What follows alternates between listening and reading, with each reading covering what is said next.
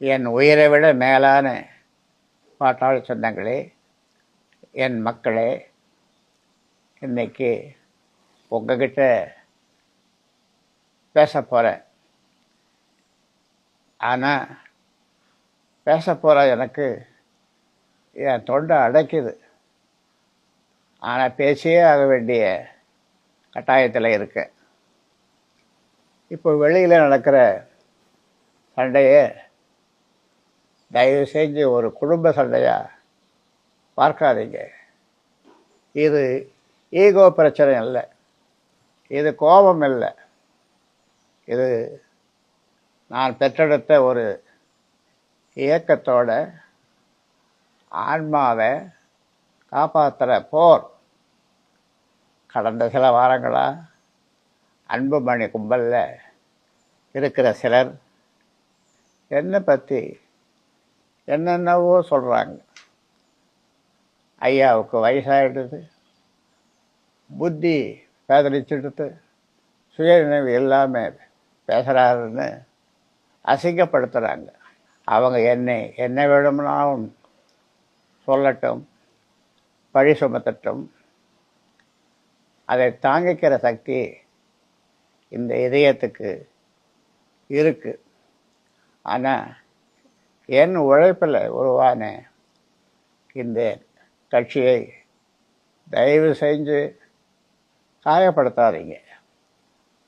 இந்த கட்சி எனக்கு யாரும் கொடுத்த சீதனம் இல்லை. இது எனக்கு பரம்பரையாக வந்த சொத்தும் இல்லை. ஒவ்வொரு நாளாக, ஒவ்வொரு நிமிஷமாக என் ரத்தத்தை வேர்வையை சிந்தி நான் கட்டின மக்கள் கோட்டை இதுக்காக தியாகம் பண்ணியிருக்கேன். வெறும் பதவிக்காகவா? இல்லை, என் மக்களுக்காக. ஆனால் இன்றைக்கி கண்ணு முன்னாடி இந்த கட்சி பலவீனமாக நிற்கிறப்போ பெத்த வயிறு பத்து எரியுது. உண்மைதான், நான் என் மகன் அன்புமணியை நம்பினேன். அது நான் செஞ்ச மிகப்பெரிய தப்பு. சேர்ந்து நின்று இந்த இயக்கத்தை காப்பாற்றுவோம் என்று நினைச்சேன். அவனை ஒரு நல்ல தலைவனாக செதுக்கலாம்னு பார்த்தேன். ஆனால் இன்னைக்கு ஒரு கசப்பான உண்மை புரியுது. சிலைகளைத்தான் செதுக்க முடியுமே தவிர சில பேரை செதுக்கவே முடியாது, மாற்றவே முடியாது.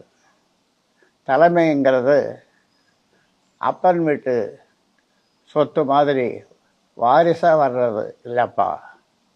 அது உழைப்பால், தியாகத்தில் வரணும்.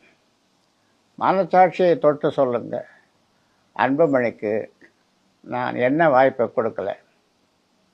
எம்பி பதவி, மத்திய மந்திரி பதவி, தேர்தலில் தோற்ற பிறகும் ராஜ்யசபா பதவின்னு எல்லாமே கொடுத்தோம்.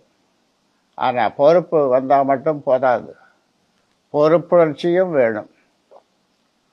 பொறுப்பான சோத்துக்கு ஒரு சோறு பதம்னு சொல்கிற மாதிரி அன்புமணி தன்னோட பொறுப்பை சரியாக செயல்படுத்துறதுக்கு உதாரணம் சொல்கிறேன்.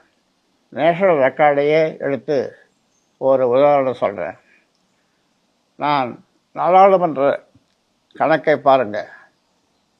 தேசிய சராசரி வருகை பதிவேட்டில் மற்ற எம்பிக்களோட வருகை 79% இருக்கிறப்போ அன்புமணியோட வருகை எவ்வளவு தெரியுமா?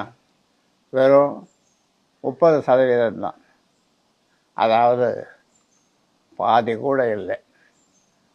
அதே போல் விவாதங்கள் நடைபெறும்போது சராசரியாக 79 விவாதங்களில் ஒரு எம்பி பங்கேற்றிருக்காங்க. ஆனால் அன்புமணி எத்தனை விவாதங்களில் பங்கேற்றிருக்கார் தெரியுமா? வெறும் 7 தான். எனக்கு இதெல்லாம் பார்க்கும்போது மனசு தான் வலிக்குது. அவமானமாக இருக்குது. ஒருத்தரை நம்பி நாம் பொறுப்பு கொடுத்தோம்னா மக்களுக்காக உழைக்கணும். ஆனால் அவர் வீட்டில் உட்கார்ந்து என்ன பண்ணுவார்? எப்படி எம்பி பதவியை வீணடித்தாரோ அதே மாதிரி கட்சியிலேயும் 1008 உதாரணங்கள் இருக்குது. ஒழுங்காக கலப்பணி ஆற்றலை, தொண்டர்களை சந்திக்கலை. இதுதான் உழைப்பா? இல்லை, இதுதான் மிதப்பா? ஒரு காலத்தில் 20 எம்எல்ஏக்கள் இந்த கட்சிக்கு இருந்தது. இன்னைக்கு அங்கீகாரத்தை இழந்து நிற்கிறது. ஏன் தெரியுமா? உழைக்க வேண்டிய இடத்துல உரிமை கொண்டாடிட்டு இருந்தோம். என்னை ஏமாத்துறவங்களை நான் மன்னிப்பேன். ஆனால் என்னை நம்பி வந்த லட்சக்கணக்கான தொண்டர்களை ஏமாற்ற நான் விடமாட்டேன். எனக்கு இந்த வயசில் பதவியோ அதிகாரமோ தேவையில்லை. நான் கட்டின இந்த வீட்டை உங்களுக்காக காப்பாற்றவே நான் இப்போ முன்னாடி வந்து நிற்கிறேன். இந்த கட்சியை காப்பாற்ற சில உறவுகளை இழக்கணுமா? ஏற்கனவே நான் அதையெல்லாம் தள்ளிட்டு வந்திருக்கேன். சட்டப்படியும் யோசித்து பாருங்கள். இன்றைக்கி தலைமை பதவியே கோர்ட்டில் நிற்குது. அஸ்திவாரத்திலேயே சந்தேகம் வந்தால் அந்த கட்டடம் எப்படி நிற்கும்? அதுபோல் தான் சொல்கிறேன். டிசம்பர் 29ஆம் தேதி சேலத்தில் கூடுற பொதுக்குழு சாதாரண கூட்டம் இல்லைப்பா.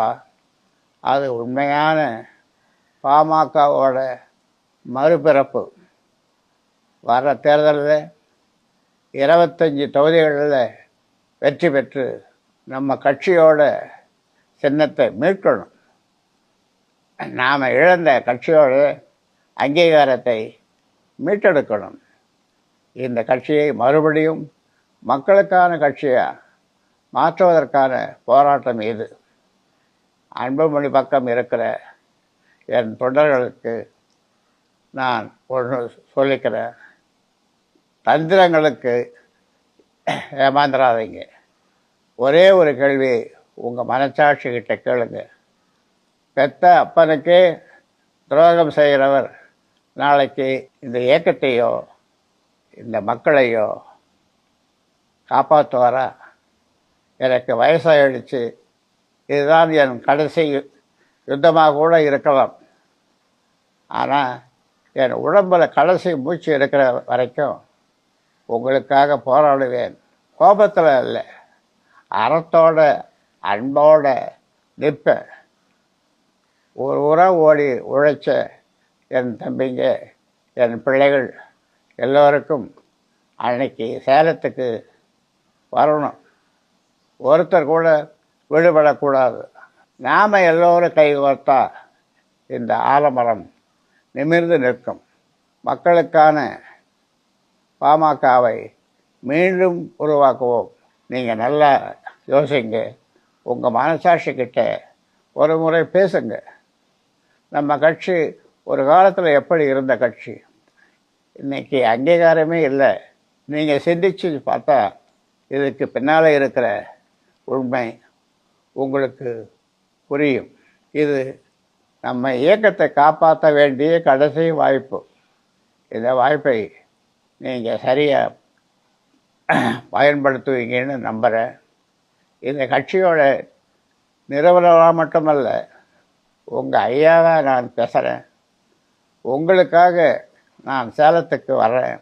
நான் நம்பின சிலர் என்னை ஏமாத்தினாலும் என் மக்கள் எனக்காக வருவீங்க, என் கூட நிற்பீங்கன்னு நான் நம்புகிறேன்.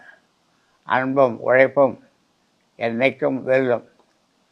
நாடகமும் சோம்பேறித்தனமும் கண்டிப்பாக தோற்கும். சேலத்தில் நாம் சந்திப்போம். உங்கள் ஐயா நான் கூப்பிடுகிறேன். கட்டாயம் வந்துடுங்க.